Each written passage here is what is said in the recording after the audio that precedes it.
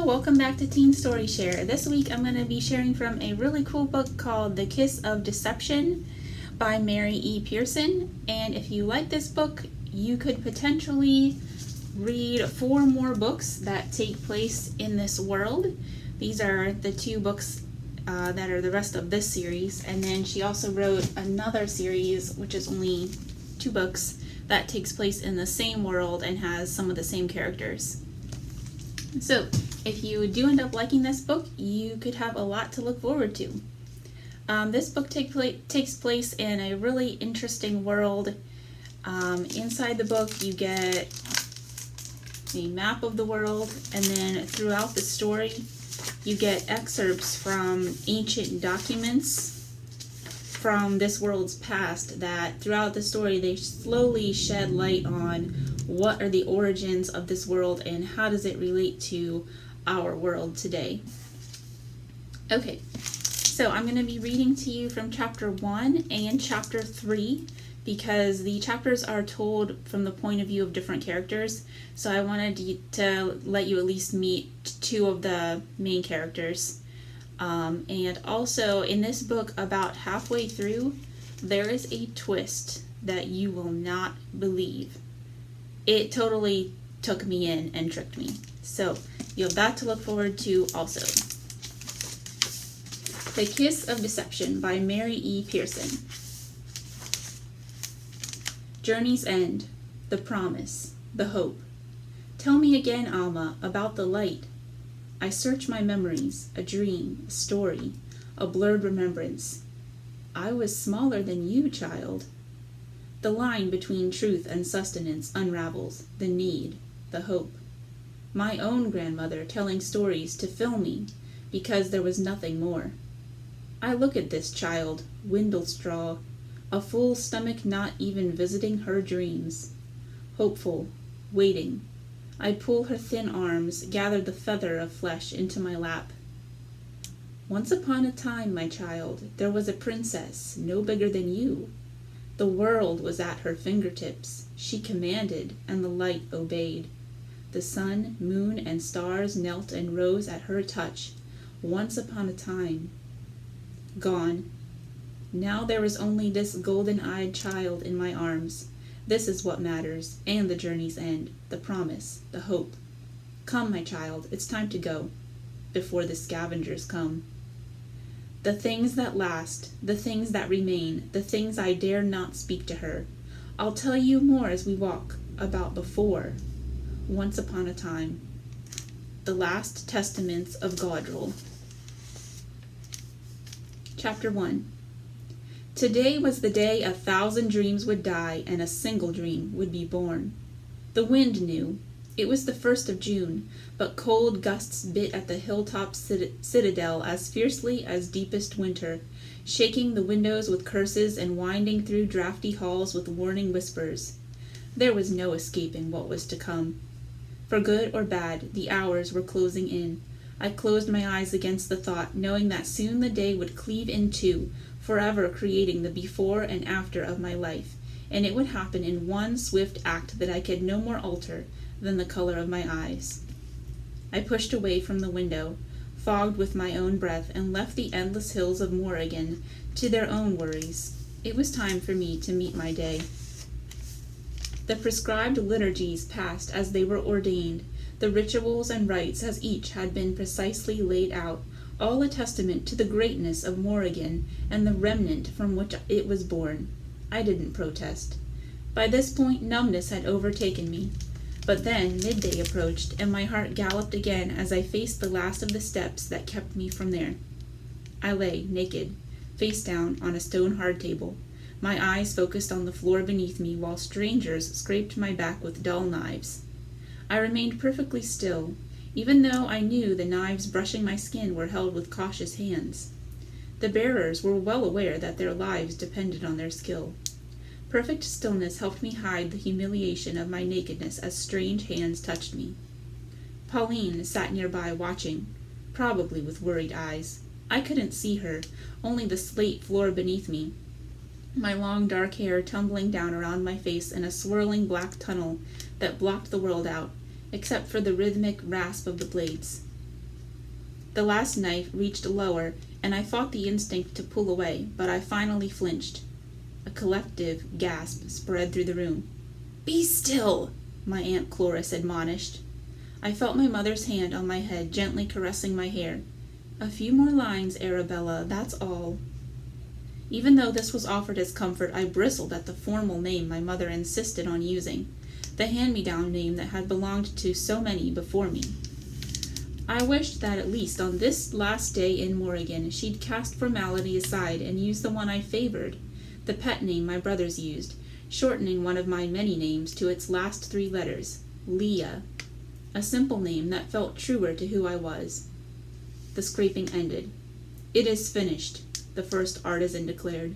The other artisans murmured their agreement.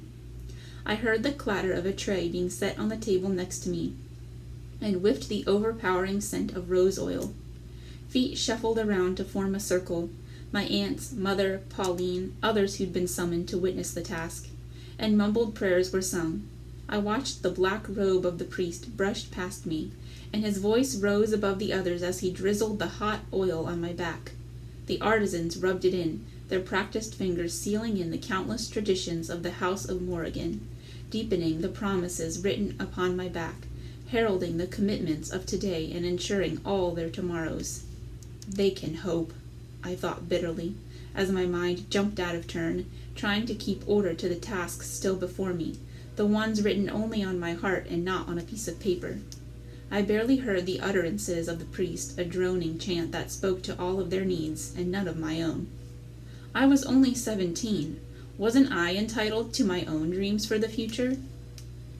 "And for Arabella Celestine Idris Jezeliah, first daughter of the House of Morrigan, the fruits of her sacrifice and the blessings of—" He prattled on and on, the endless required blessings and sacraments, his voice rising, filling the room.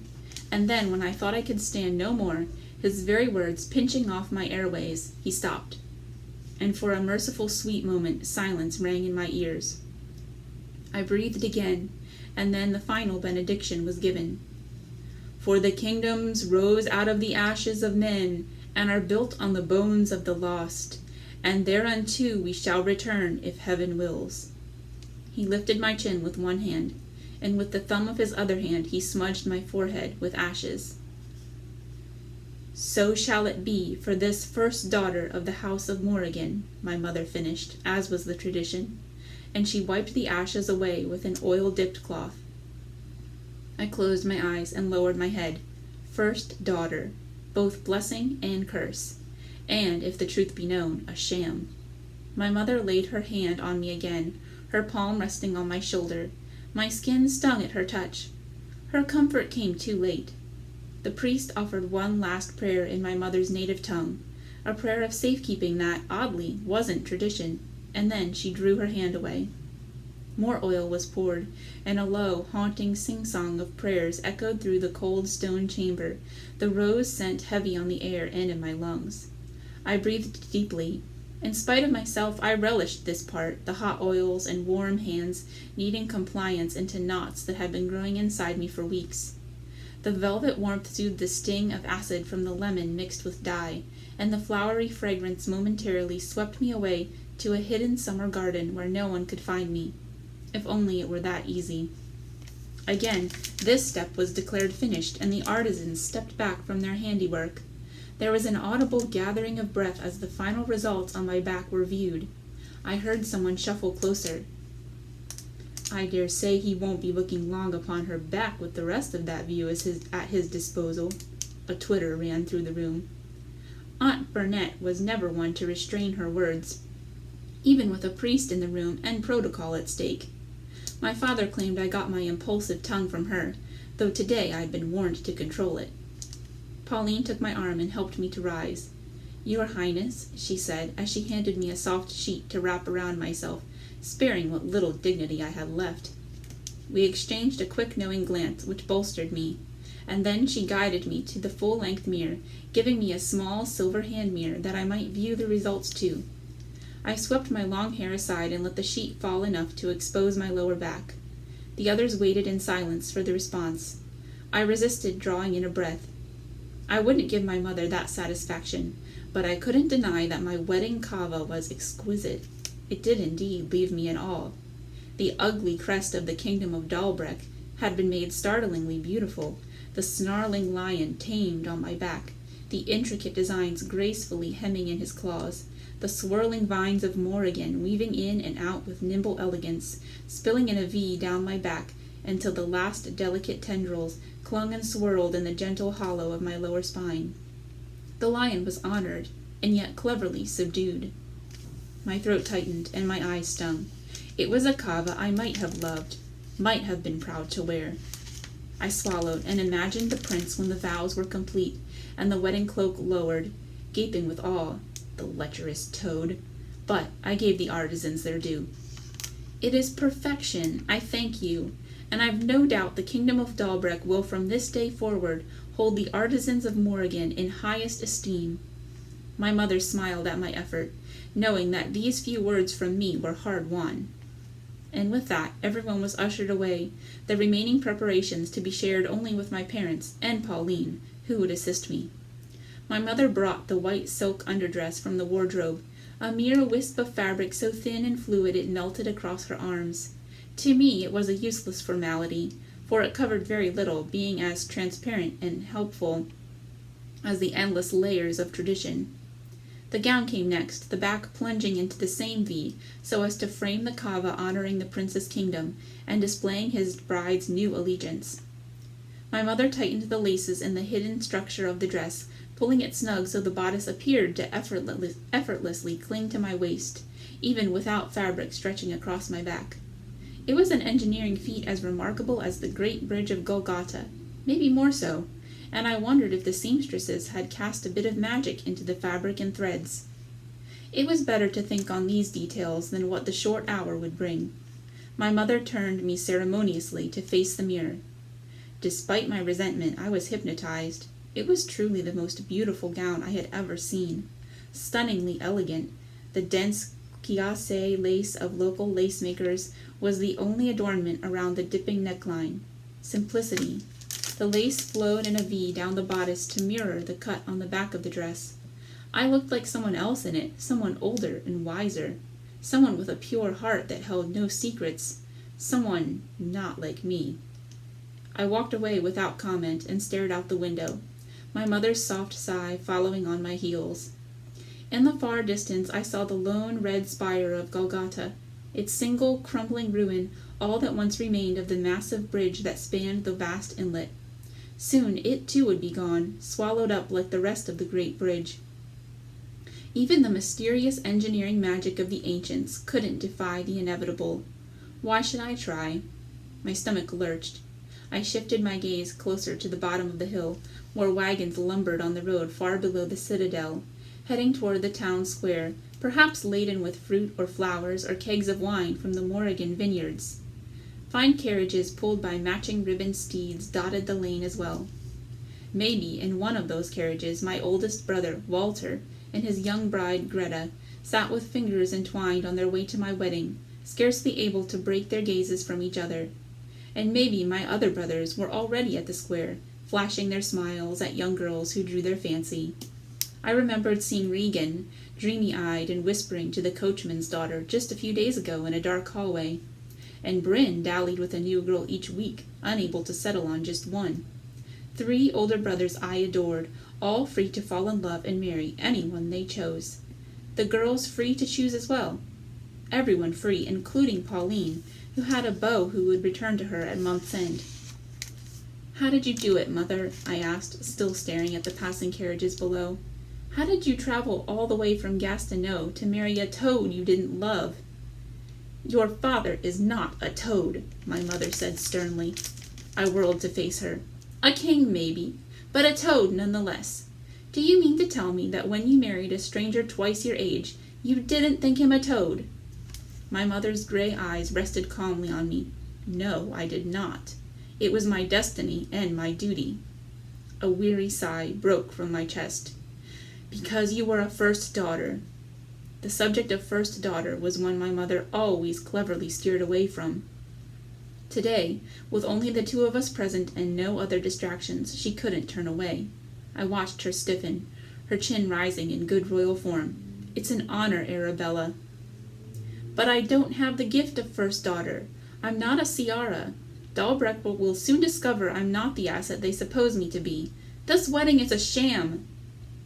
"The gift may come in time," she answered weakly. I didn't argue this point. It was known that most first daughters came into their gift by womanhood, and I had been a woman for 4 years now. I'd shown no signs of any gift. My mother clung to false hopes. I turned away, looking out the window again. "Even if it doesn't come," my mother continued, "the wedding is no sham. This union is about far more than just one asset.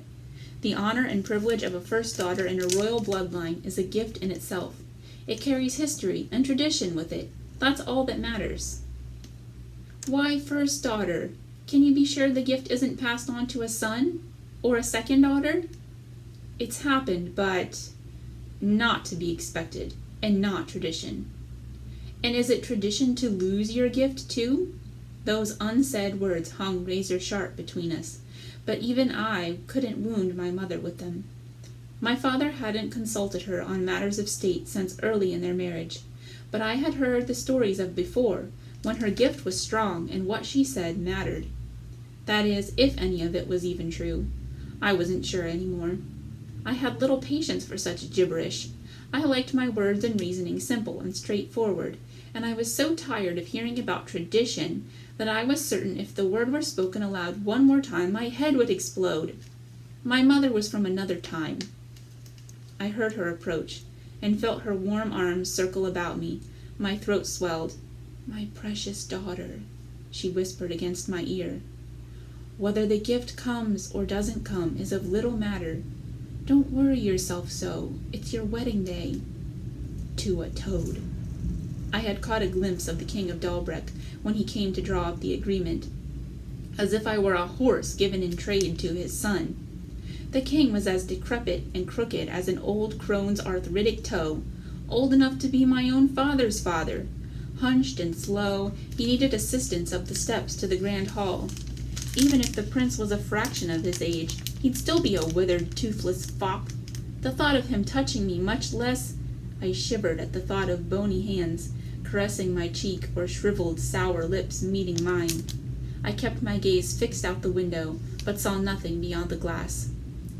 Why could I not have at least inspected him first? My mother's arms dropped from around me. Inspect a prince? Our relationship with Dalbreck is already tenuous at best. You'd have us insult their kingdom with such a request when Morrigan is hoping to create a crucial alliance? I'm not a soldier in father's army. My mother drew closer, brushing my cheek, and whispered, "Yes, my dear, you are."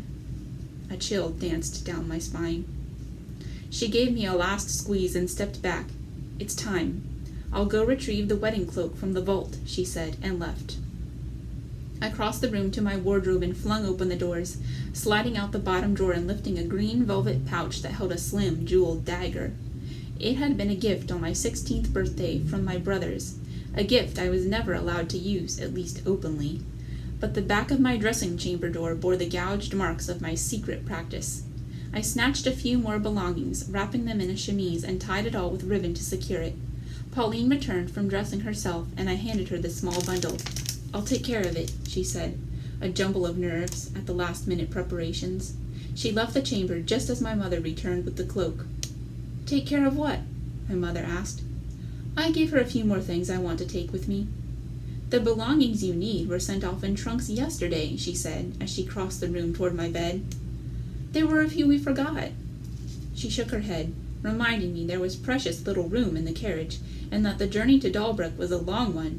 "I'll manage," I answered. She carefully laid the cloak across my bed.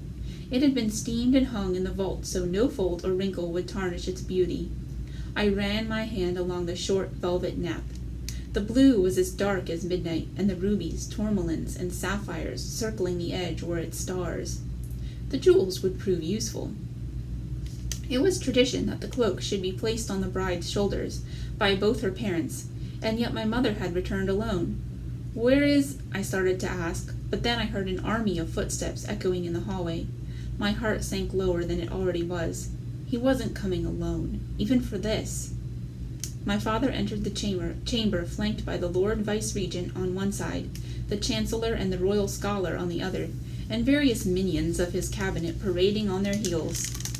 I knew the Vice-Regent was only doing his job. He had pulled me aside shortly after the documents were signed and told me that he alone had argued against the marriage. But he was ultimately a rigid man of duty like the rest of them. I especially disliked the Scholar and Chancellor, as they were well aware. But I felt little guilt about it, since I knew the feeling was mutual. My skin crawled whenever I neared them, as though I had just walked through a field of blood-sucking vermin. They, more than anyone, were probably glad to be rid of me. My father approached, kissed both of my cheeks, and stepped back to look at me, finally breathing in a hearty sigh. "As beautiful as your mother on our wedding day." I wondered if the unusual display of emotion was for the benefit of those who looked on. I rarely saw a moment of affection pass between my mother and father, but then, in a brief second, I watched his eyes shift from me to her and linger there. My mother stared back at him, and I wondered what passed between them. Love? Or regret at love lost and what might have been? The uncertainty alone filled a strange hollow within me, and 100 questions sprang to my lips, but with the Chancellor and Scholar and the impatient entourage looking on, I was reluctant to ask any of them. Maybe that was my father's intent. The timekeeper, a pudgy man with bulging eyes, pulled out his ever-present pocket watch. He and the others ushered my father around as if they were the ones who ruled the kingdom instead of the other way around. "We're pressed for time, Your Majesty," he reminded my father. The Vice-Regent gave me a sympathetic glance, but nodded agreement. "We don't want to keep the royal family of Dalbrook waiting on this momentous occasion. As you well know, Your Majesty, it wouldn't be well received." The spell and gaze were broken. My mother and father lifted the cloak and set it about my shoulders, securing the clasp at my neck, and then my father alone raised the hood over my head and kissed again each cheek, but this time with much more reserve, only fulfilling protocol. "You serve the kingdom of Morrigan well on this day, Arabella." Leah. He hated the name Jezzalia because it had no precedent in the royal lineage, no precedent anywhere, he had argued, but my mother had insisted on it without explanation. On this point she had remained unyielding. It was probably the last time my father conceded anything to her wishes. I never would have known as much if it were not for Aunt Burnett, and even she treaded carefully around the subject, still a prickly thorn between my parents. I searched his face. The fleeting tenderness of just a moment past was gone, his thoughts already moving on to matters of state, but I held his gaze, hoping for more. There was nothing. I lifted my chin, standing taller. "Yes, I do serve the kingdom well, as I should, Your Majesty. I am, after all, a soldier in your army." He frowned and looked quizzically to my mother. Her head shook softly, silently dismissing the matter. My father, always the king first, and father second, was satisfied with ignoring my remark because, as always, other matters did press. He turned and walked away with his entourage, saying he'd meet me at the Abbey, his duty to me now fulfilled. Duty. That was a word I hated as much as tradition. "Are you ready?" my mother asked when the others had left the room. I nodded. "But I have to attend a personal need before we leave. I'll meet you in the lower hall." "I can—" "Please, Mother." My voice broke for the first time. "I just need a few minutes." My mother relented, and I listened to the lonely echo of her footsteps as she retreated down the hallway. "Pauline," I whispered, swiping at my cheeks. Pauline entered my room through the dressing chamber. We stared at each other, no words necessary, clearly understanding what lay ahead of us, every detail of the day already wrestled with during the long, sleepless night. "There's still time to change your mind. Are you sure?" Pauline asked, giving me a last chance to back out. "Sure?" My chest squeezed with a pain so deep and real, I wondered if hearts really were capable of breaking. Or was it fear that pierced me? I pressed my hand hard against my chest, trying to soothe the stab I felt there. Maybe this was the point of cleaving. "There's no turning back. The choice was made for me," I answered. "From this moment on, this is the destiny that I'll have to live with, for better or worse." "I pray the better, my friend," Pauline said, nodding her understanding. And with that we hurried down the empty arched hallway toward the back of the citadel, and then down the dark servants' stairway. We passed no one. Everyone was either busy with preparations down at the Abbey, or waiting at the front of the citadel for the royal procession to the square. We emerged through a small wooden door with thick black hinges into blinding sunlight, the wind whipping at our dresses and throwing back my hood. I spotted the back fortress gate, only used for hunts and discreet departures, already open as ordered.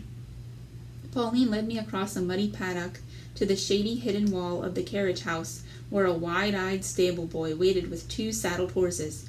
His eyes grew impossibly wider as I approached. "Your Highness, you're to take a carriage already prepared for you," he said, choking on his words as they tumbled out. "It's waiting by the steps at the front of the citadel. If you—" "The plans have changed," I said firmly, and gathered my gown up in great bunches so I could get a foothold in the stirrup. The straw-haired boy's mouth fell open as he looked at my once pristine gown, the hem already sloshed with mud, now smearing my sleeves and lace bodice, and worse, the Morrigan jeweled wedding cloak. "But—" "Hurry, a hand up," I snapped, taking the reins from him.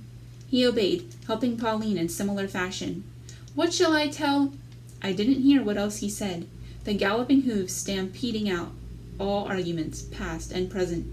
With Pauline at my side, in one swift act that could never be undone, an act that ended 1,000 dreams but gave birth to one, I bolted for the cover of the forest and never looked back. Chapter 3. The Prince. I cinched the buckle on my pack. I had enough to get me by for 2 weeks, and enough coin in my bag if it should take me longer. Surely there would be an inn or 2 along the way. She probably hadn't gotten much farther than a day's ride from the citadel. "I can't let you do this." I smiled at Sven. "You think you have a choice?" I was no longer his young ward to keep out of trouble. I was a grown man, had 2 inches and 30 pounds on him, and enough pent-up frustration to be a formidable foe. "You're still angry. It's only been a few days. Give it a few more." "I'm not angry. Amused, maybe. Curious." Sven snatched the reins of my horse from me, causing him to skitter. "You're angry because she thought of it before you did." Sometimes I hated Sven. For a battle-scarred cur, he was too perceptive. I grabbed the reins back. "Only amused. And curious," I promised him. "You already said that." "So I did." I placed the saddle blanket on my horse's back, sliding it down the withers and smoothing out the wrinkles. Sven didn't see anything amusing about my venture and continued to present arguments as I adjusted the saddle. I hardly heard any of them. I was thinking only about how good it would feel to be away. My father was far more put out than I was, claiming it to be a deliberate affront. What kind of king can't control his own daughter? And that was one of his more reasoned responses. He and his cabinet were already deploying entire brigades to key outlying garrisons, to fortify them, and to flaunt in Morrigan's face what decisive strength really was. The uneasy alliance had toppled on its head, but worse than the cabinet's chest-beating and conspiracy theories were the sorrowful looks from my mother. She was already broaching the subject of finding another bride in one of the lesser kingdoms, or even from among our own nobility, missing the entire point of the match in the first place. I put my foot in the stirrup and swung up into the saddle. My horse snorted and stamped, as eager as I was to be gone. "Wait," Sven said, stepping into my path, a foolish move for someone with his considerable knowledge about horses, especially mine. He caught himself and moved aside. "You don't even know where she ran off to. How will you find her?" I raised my brows. "You have no confidence in your abilities, Sven. Remember, I've learned from the best." I could almost see him cursing himself. He had always rubbed that in my face when my attention wandered, pinching my ears when I was still 2 heads shorter than he was, reminding me I had the best teacher, and I shouldn't squander his valuable time. Of course, we both knew the irony of that. He was right. I did have the best. Sven taught me well. I was given to him as apprentice at 8, became a cadet at 12, pledged at 14, and was a fully appointed soldier by 16. I had spent more years under Sven's tutelage than I had with my own parents. I was an accomplished soldier, due in no small part to him, excelled in all my training, which only made it all the more biting. I was probably the most untried soldier in history. Sven's lessons had included drills on royal military history, the accomplishments of this ancestor or that, and there were many. The royals of Dalbreck had always had military credentials, including my father. He rose legitimately to the rank of general while his own father still sat on the throne. But because I was the only heir to the only heir, my soldiering had been greatly limited. I didn't even have a cousin to replace me. I rode with a company, but was never allowed on the front lines. The heat of battle long cooled by the time I was brought onto any field, and even then they surrounded me with the strongest of our squad as extra insurance against flares. To compensate, Sven had always given me double doses of the dirtiest and lowliest jobs of our squad to quell any rumblings about my favored status, from mucking the stables to shining his boots to loading and carrying the dead off the field. I'd never seen resentment in my fellow soldiers' faces, or heard it on their lips, but I had seen plenty of their pity. An untried soldier, no matter how expertly trained, was no soldier at all. Sven mounted his horse and rode alongside me. I knew he wouldn't come far. As much as he blustered about my plans, because he was bound by duty to do just that. He was also obligated by the strong bond we had forged through our years together. How will I know where you are? You won't. Now that's a thought, isn't it? And what shall I tell your parents? Tell them I've gone off to the hunting lodge to sulk for the summer. They should like that, a nice safe haven. The whole summer? We'll see. Something could happen. Yes, it could. I hope it does. You're not making your case any better, you know. I watched him out of the corner of my eye, surveying my gear, a sign he was truly resigned to my vanishing into the unknown. If I weren't heir to the throne, he wouldn't have given it a second thought. He knew he had prepared me for the worst and the unexpected. My skills, at least in training exercises, had been well proved. He grunted, signaling his reluctant approval. Ahead was a narrow ravine where two horses could no longer ride abreast, and I knew that would be his point of departure. The day was already wearing thin. Will you confront her? No, I probably won't even speak to her. Good. Better that you don't. If you do, watch your R's and L's. It will peg your region. Already noted, I said, to assure him I'd thought of everything, but that detail had escaped me. If you need to send me a message, write it in the old tongue in case it's intercepted. I won't be sending any messages. Whatever you do, don't tell her who you are. A Dalbreck head of state intervening on Morrigan soil could be construed as an act of war. You mistake me for my father, Sven. I'm not a head of state. You're heir to the throne and your father's representative. Don't make matters worse for Dalbreck or your fellow soldiers. We rode silently. Why was I going? What was the point if I wasn't going to bring her back or even speak to her? I knew these thoughts were spinning in Sven's head, but it wasn't what he imagined. I wasn't angry because she'd thought of bolting before I did. I'd thought of it long ago, when the marriage was first proposed to me by my father, but he had convinced me the union was for the good of Dalbreck, and everyone would look the other way if I chose to take a mistress after the marriage. I was angry because she'd had the courage to do what I hadn't. Who was this girl who thumbed her nose at 2 kingdoms and did as she pleased? I wanted to know. As we neared the ravine, Sven broke the silence. It's the note, isn't it? A month before the wedding, Sven had delivered a note to me from the princess, a secret note. It was still sealed when Sven handed it to me. His eyes had never seen the contents. I had read it and ignored it. I probably shouldn't have. No, I'm not going because of a note. I gave a short tug on the reins and stopped, turning to face him. You do know, Sven, this isn't really about Princess Arabella. He nodded. It had been a long time coming. He reached out and patted my shoulder, and then turned his horse back toward Dalbreck without another word. I continued down the ravine. But after a few miles, I reached into my vest and pulled the note from the inner pocket. I looked at the hastily scrawled letters. Not exactly a royal missive. I should like to inspect you before our wedding day. I tucked the note back into my pocket. And so she shall. There is one true history, and one true future. Listen well, for the child sprung from misery will be the one to bring hope. From the weakest will come strength. From the hunted will come freedom. Song of Venda. Alright, I hope that piqued your interest, and if you'd like to check this book out, stop by the library for an appointment, or you can request it through our curbside pickup service. And have a good weekend. See you next week for a Teen Story Share. Bye!